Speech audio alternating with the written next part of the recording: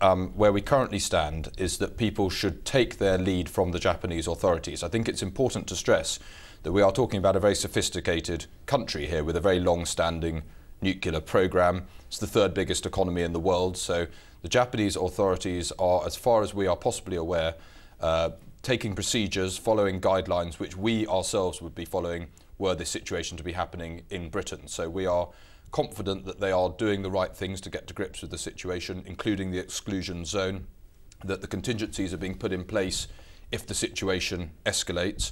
But British nationals should keep in touch with the Foreign Office travel advice on our website, and they should take a lead from what the Japanese are saying, and they should keep themselves informed on an hourly basis of what the Japanese are saying. The final point it's worth mentioning is the Foreign Office travel advice is not to go to that part of Japan in any case, unless you have an extremely compelling reason for doing so. But people certainly shouldn't be within the 20-kilometre exclusion zone, and the Japanese, of course, are monitoring that situation carefully. Well, thank you for that, Mr. Brand. I'd ask you to stay with us because I'd like you to express your views on an interview I'm about to do now, the developing situation in Libya. And yesterday with our viewers, an incredible video coming out of Japan. We're talking about food shortages, we're talking about water shortages, and just terrible conditions for the victims there. So we want to show you how you can help. If you're moved to help, just go to our website, see it.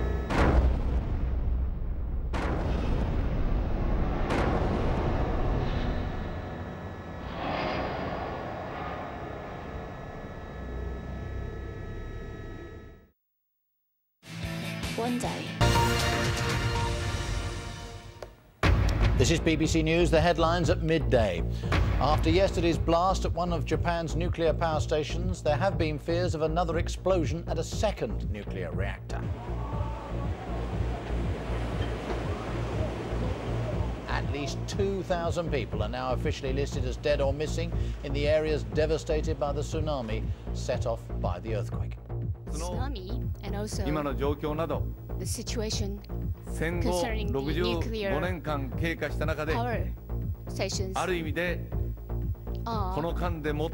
perhaps the hardest hardship that we all experienced after the World War II. In the town closest to the epicenter of the earthquake, rescue workers have found scenes of total devastation. This is one of the biggest relief efforts ever in Japanese history, certainly in the last 50 or so years, because this earthquake is one of the worst over the last 100 years.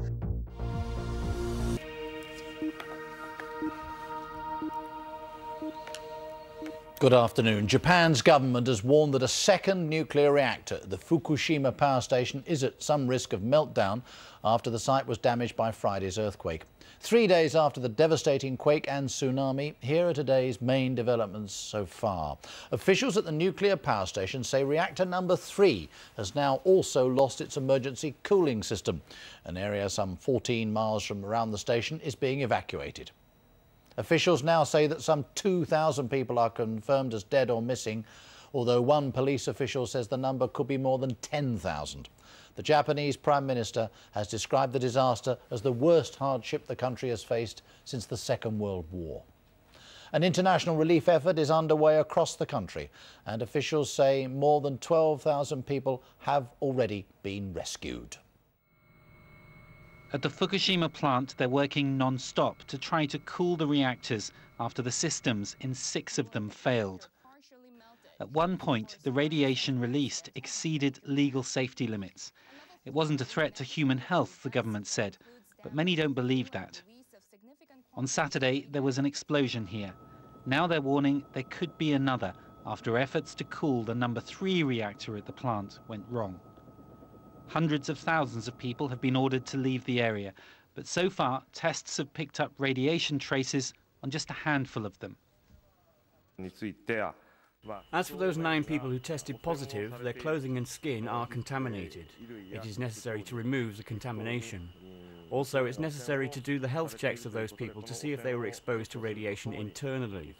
We have a report from specialists that if the contamination only stays on the surface of clothing and skin, there will be no health threats.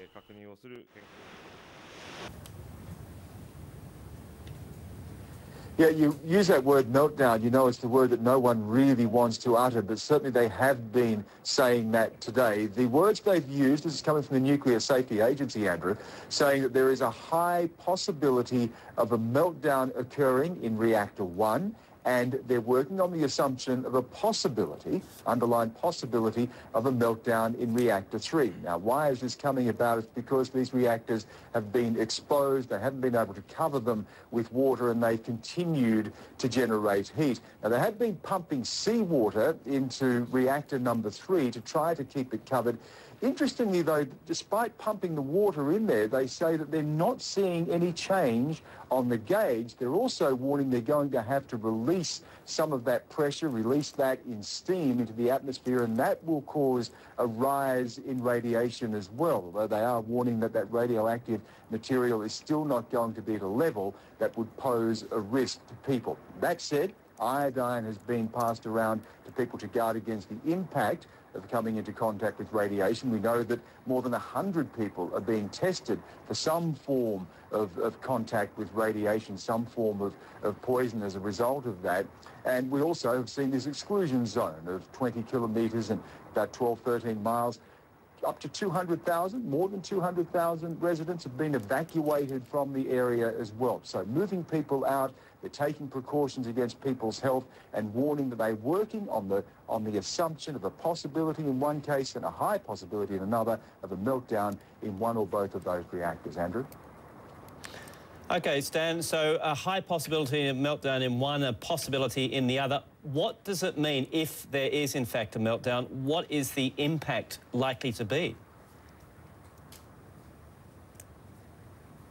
Okay, then it gets into how do you contain it. Now, we know that these nuclear facilities have various safeguards. They have several redundant safety features, if you like, and if one fails, another one steps in to... I have every confidence in ourselves.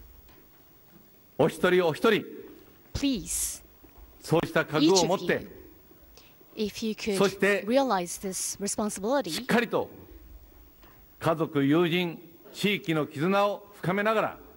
with friends and communities, try to overcome this and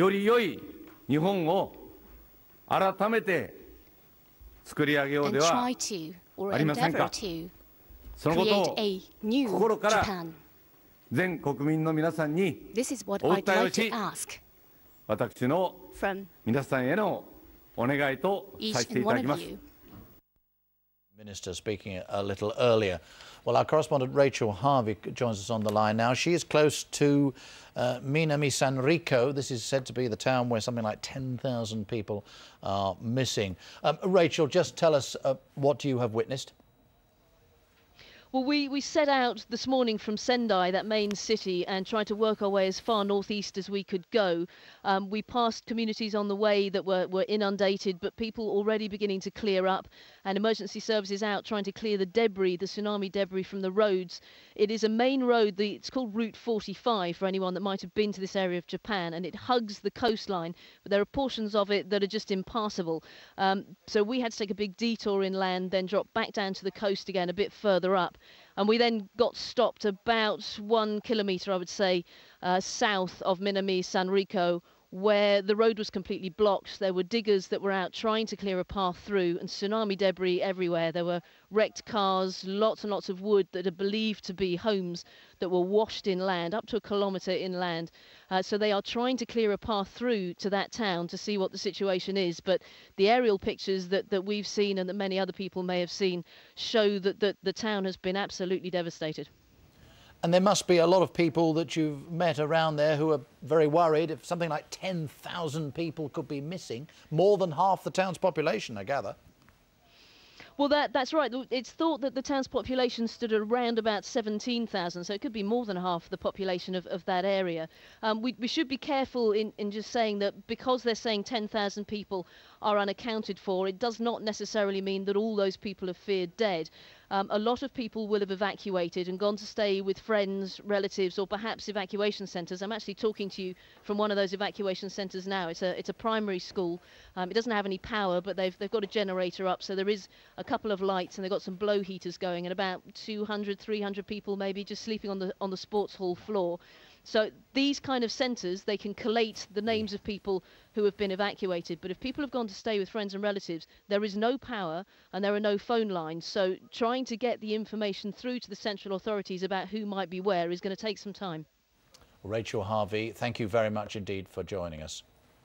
We're going to other news now. The Deputy Prime... and it is compelling for obviously all the wrong reasons.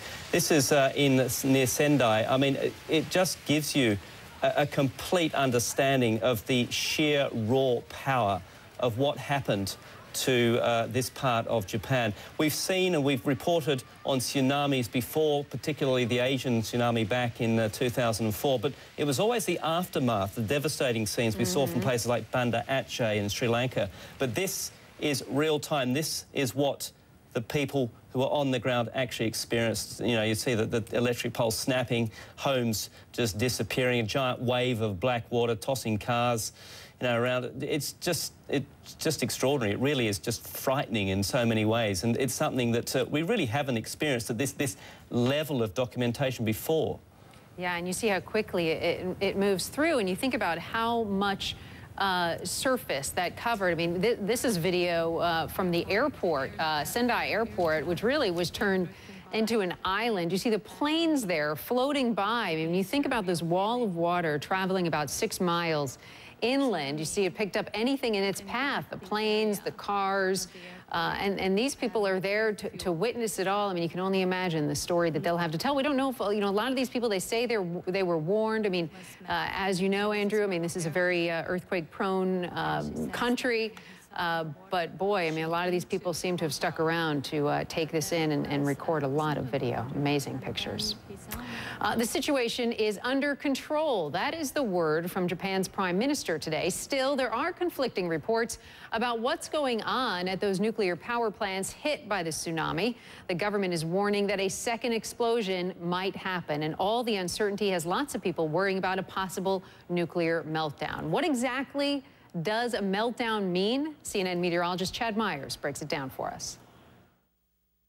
Meltdown means the melting of the core of a nuclear reactor, and literally after that, a large displacement of radiation throughout the entire atmosphere somewhere. How does it work? It works by a series of closed systems. This, when you're sitting in your car and you have the heater on in your car, you're not warmed because the fluid that's in your radiator is spraying on you. That would be an open system because you're spraying hot stuff on you. You are warmed in your car because there's a small little radiator under your dash. It's blowing a fan through that radiator. That radiator is warming the air and you're being warmed by that air. If all of these closed systems work in a nuclear reactor, nothing goes wrong. Here we go. The water comes in, it cools down this. This is part of a turbine. The turbine is turning, whether it's a coal-fired plant or not, the coal-fired turbine warms water. Water turns to steam. Steam turns the turbine.